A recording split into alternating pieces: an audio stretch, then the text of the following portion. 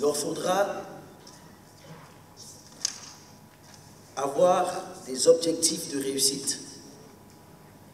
Il leur faudra travailler bien au-dessus de la mêlée, accepter d'être encadré, faire preuve d'endurance et de courage.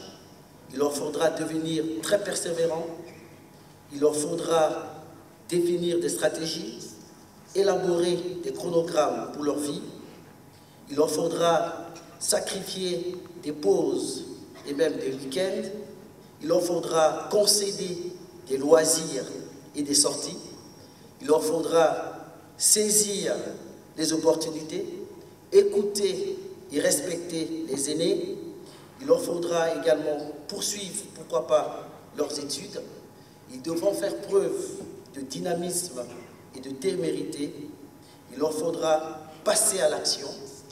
S'ils veulent devenir entrepreneurs, il leur faudra trouver des financements. Il leur faudra prôner de l'excellence, mener des projets, devenir leader, animer des troupes, trouver un cerveau collectif.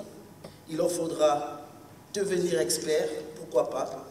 Il leur faudra demain consolider des acquis professionnels, aimer leur travail, leurs activités. Il leur faudra devenir et être totalement conscients de leur potentiel. Ils devront apprendre à savoir se vendre, à croire en eux, à être sportifs, à veiller à leur santé, à équilibrer leur vie de famille, à respecter, pourquoi pas, la culture. Dans l'entreprise, le cadre est la clé du développement stratégique. Au niveau de l'entreprise, vous avez des cadres dans le top management, c'est-à-dire la direction générale. Vous avez des cadres dans le middle management et vous avez des cadres qui se placent juste entre la maîtrise et l'exécution, entre l'exécution, la maîtrise et le middle management. Le top management aura pour rôle de définir les visions qui se bâtissent, qui s'élaborent sur 5 ans, à long terme ou à moyen terme. Et ensuite, chaque année, ils devront planifier, définir des objectifs qui vont donc s'exprimer à court terme. Dans les principes de la déclinaison stratégique, il leur sera donné, attribué la responsabilité de mettre en œuvre, et là il s'agit donc des cadres du middle management, il s'agit des directeurs qui sont des managers de proximité. Il leur incombera la mission de mettre en œuvre les objectifs assignés par la direction générale. Le cadre, comme on le rencontre ces jours-ci dans certaines organisations, il y a un terme, un cadre va te dire « je n'ai pas de travail ». C'est assez courant, mais simplement parce que au-delà de son job description, au-delà de son job ticket, il y a quelque chose qui lui manque.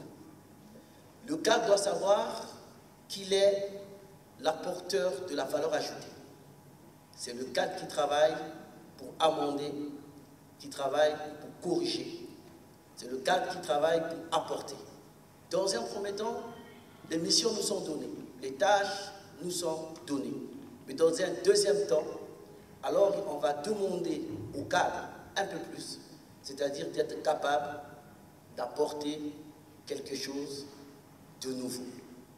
L'entreprise est un monde merveilleux, est un monde inimaginable, mais le cadre, s'il ne prend pas la dimension de sa responsabilité, l'entreprise ne pourra pas s'ajuster, l'entreprise ne pourra pas se relever, l'entreprise ne pourra pas croître, l'entreprise n'atteindra pas la maturité et l'entreprise ne pourra pas se pérenniser. Je vous remercie.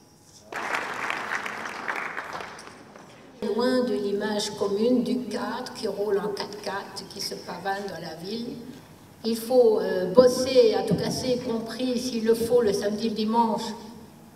Mais en même temps, il faut avoir une vie équilibrée. Donc, tâchez de tirer les leçons de ce que vient de vous transmettre M. Ili Sekange. Il a de l'expérience, puisque non seulement il est cadre, mais il est aussi entrepreneur. Merci beaucoup, Lise.